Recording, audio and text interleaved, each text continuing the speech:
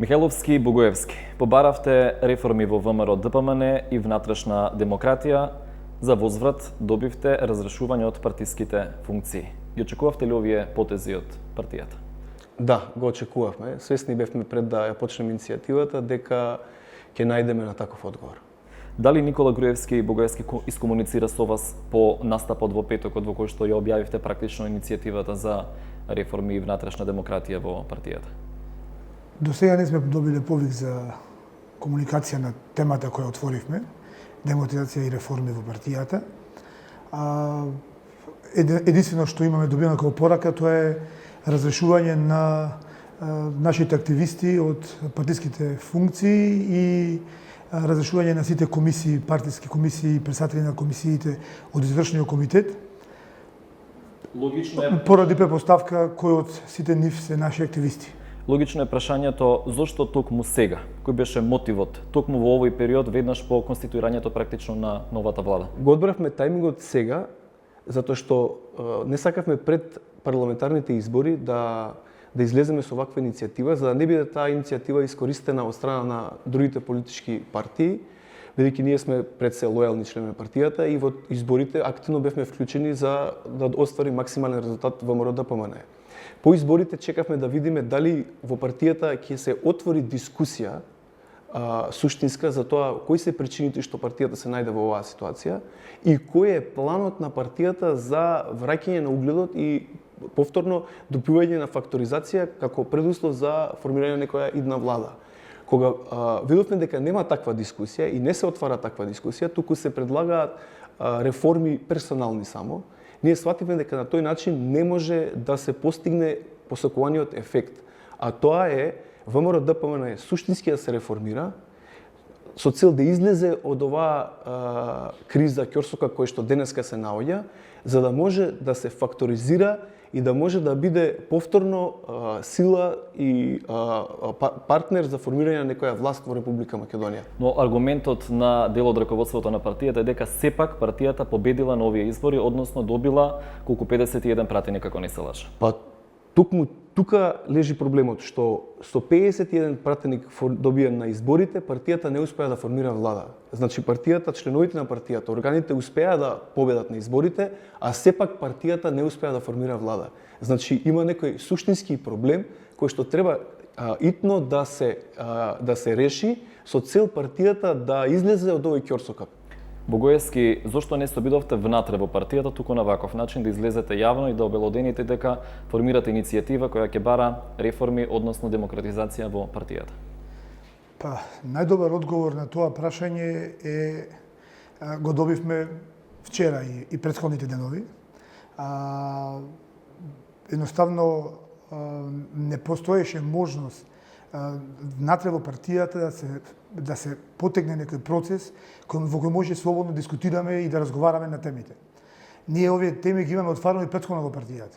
И на присуство на форуми, и во лични контакти со наши функционери, со наши активисти пред се. Со илјадници активисти го зборуваме ова веќе со години во партијата. Меѓутоа, едноставно, статутарните одредби на партијата не дозволуваат иницијатива која може да, или предвок на активност која не е диригирана или дозволена од раководството или од некој тело на партијата.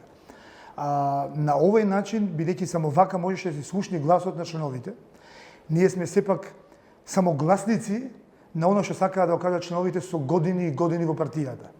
Стилот да се убие во наводници кажано гласникот, а без да се отвори пораката, што сакаме да кажеме, е многу погрешен, бидејќи и ние двајца или нашите 20 или 200 активисти да бидат сите исклучени од партијата и шиканирани и навредувани и да биде било што направено на нив, нема да го спречи гласот и желбата на членовите да проговорат и да кажат дека во партијата се запоставени, дека партијата не обрнува доволно внимание на вистинските вредности кои нели ги прокламираме со нашите декларации, доктрини и така натака, и дека гласот на членовите повторно ќе излезе преку други гласници, преку други луѓе и повторно ќе биде истото барање.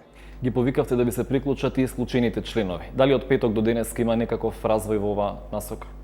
Дали би се јавуваат членови кои што биле порано дел од партијата, сега сакат повторно да се вратат и да се приклучат? После настапот на пресконференцијата, едноставно се случи наплив на активисти и членови кои ги познаваме од досегашното наше делување во партијата, ние сме повеќе од 20 години во партијата, или други луѓе кои не ги познаваме, а се пријавуваат за активисти.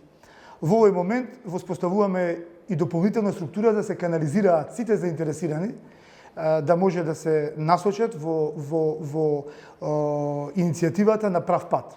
А тоа е да го заштитиме интересот на партијата без да отвориме внатре-партиска битка или да отвориме внатре-партиски раздор, кој ќе нашчити само на ВМРО ДПМН, а ќе даде пренос на другите. Можно е тоа да се направи?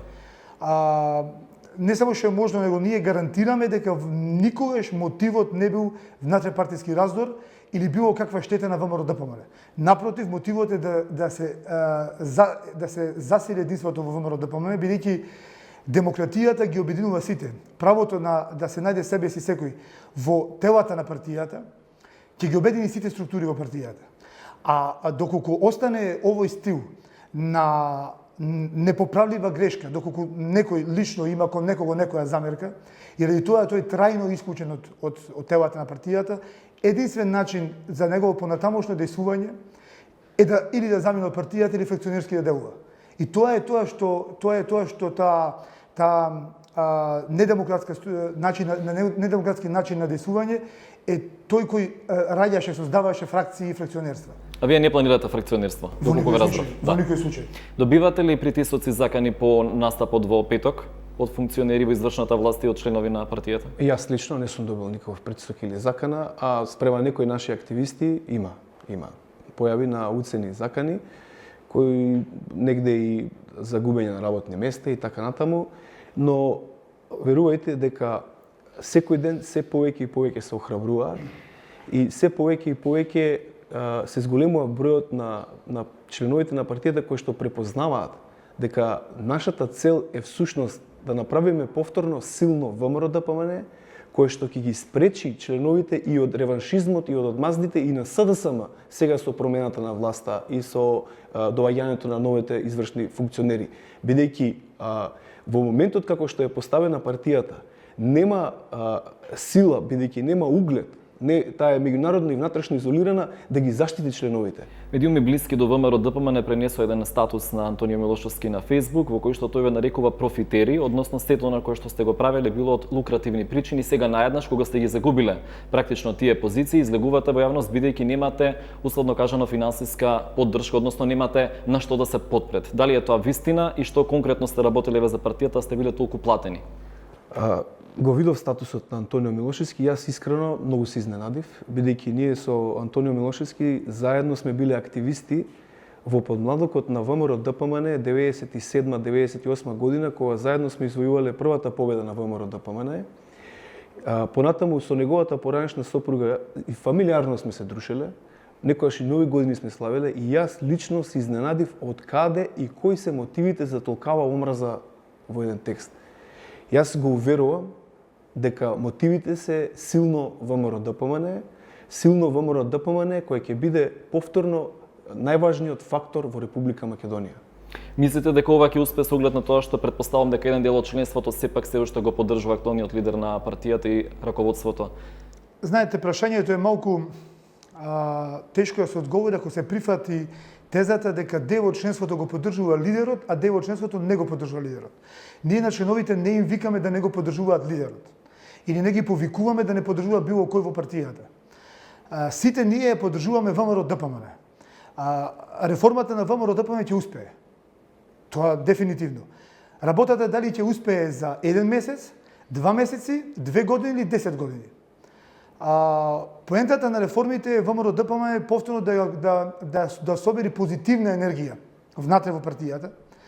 Повторно луѓето да се ослободат и да сакаат да бидат активни во партијата од лична волја, а не ради разноразни причини или на некој друг начин мотивирани. И со таа позитивна енергија да се вратиме на власт и да реализираме партијата и нашите доктрини и нашите политики да ги претвориме во реалност во државата. Меѓународната изолација, значи изолацијата на меѓународна политичка сцена и на домашна политичка сцена, гарантира дека ние нереформирани не можеме да ги оствариме нашите политики и да ги преточиме во реалност. Суштината на овие реформи е не да се промени еден човек, 20 луѓе или 50 луѓе. Суштината на овие реформи е да дозволиме низ демократскиот процес во партијата, низ позитивната енергија која ќе го роди тој демократски процес, да се изберат нови органи и тела на партијата на еден тотално легитимен, легалистички начин, каде што членовите ќе се ги изберат своите представници во местните, општинските комитети, во централниот комитет. Дури се размислува, тоа би го дискутирале и на некој форум внатре-партиски или на некоја конференција на која може да дискутираме за типовите на внатре-партиска демократија, каде што имаме и начин на избор на лидер непосредно, или како што ние го имаме решено тоа преку Конгрес. Но како и да е, доколку лидерот ја ужива комплетната поддршка од членовите, без разлика дали тоа Никола Груевски или како и да се вика и кој да е тој друг човек, тој ќе биде избран и останува лидер на партијата. Целата енергија ние мораме да ја насочиме да ги ослободиме членовите да го кажат своето, да одлучуваат за својата судбина и своите ставови во партијата и на тој начин, така ослободени, ќе се активираат повторно и ќе дадат својот максимум за наредните избори да бидат многу поуспешни од овие. Кога го добивте сознанието дека и требаат реформи на партијата?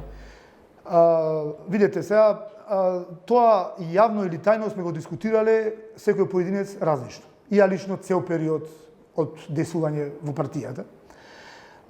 Отворено сум дискутирал кога бил лидер и Лјупчо Ѓорѓиевски, отворено сум дискутирал кога е лидер и Никола Груевски. И мислам дека забраната за дискусија е апсолутно неприфатлива. Дел од членовите посебно се охрабрија последниве години, но тоа беше дискусии по ресторани, дискусии по штабови, по местни комитети, а не во форумите на партијата. Бидејќи сите се плашеа да дадат да отворат било каква дискусија на Централниот комитет, на Извршниот комитет, на состаноци на општинските комитети, да не бидат пренесени, погрешно пренесени и така натака. Одлучивме ние да бидеме гласници на членовите, јавно да отвориме дебатата и сега, доколку партијата има реално демократски минимален капацитет, оваа наша дискусија, место да ја водиме и преку медиумите, сега ќе ја канализираме, веќе е отворена дискусијата, сега ќе ја канализираме во органите, во телата на партијата. Доколку има расположение да се дискутира внатре во партијата, апсолутно треба да се дискутира. Без лични реваншизми и лична дискредитација на нас како луѓе и на нашите пријатели и активисти кои со нас заедно се борат за демократизација на партијата. Како ја замислувате партијата во иднина? Што понатаму, што очекувате практично да се случува следниот период? Па видите, ние на пресконференцијата прва која што ја објавивме, кажавме првиот чекор за враќање на силата на ВМРО-ДПМН. Ние имаме план во 4 чекори како ВМРО-ДПМН повторно да биде релевантен фактор во Република Македонија. Првиот чекор е демократизација, кој што нормално опфаќа промена на статутот и поништување на некои облигациони односи кои што влијаат врз действувањето на одредени наши активисти. Вториот чекор ќе биде генерален реизбор на сите функционери во партијата со непосредно и тајно гласање на членовите. Третиот чекор ќе биде промена на политиките на ВМРО-ДПМН со цел враќање на ВМРО-ДПМН на она што беше изворно. А тоа беше партија која што прво прокламираше евроатлантска интеграција на Република Македонија и која што се залагаше за постигнување на тие цели. Значи, ВМРО-ДПМН мора да се врати кон своите корени како една модерна, прозападна, проевропска партија која што ќе промовира демократија и слобода на секој индивидуа во Република Македонија.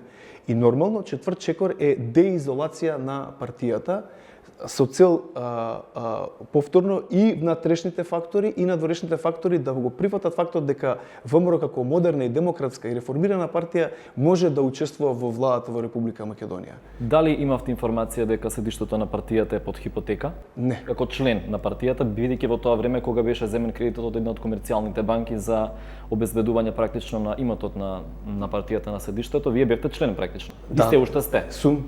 Да. Не. Меѓутоа не. Милоски Богојски, ви благодарам што бевте дел од интервјуто на Макварс. Добар.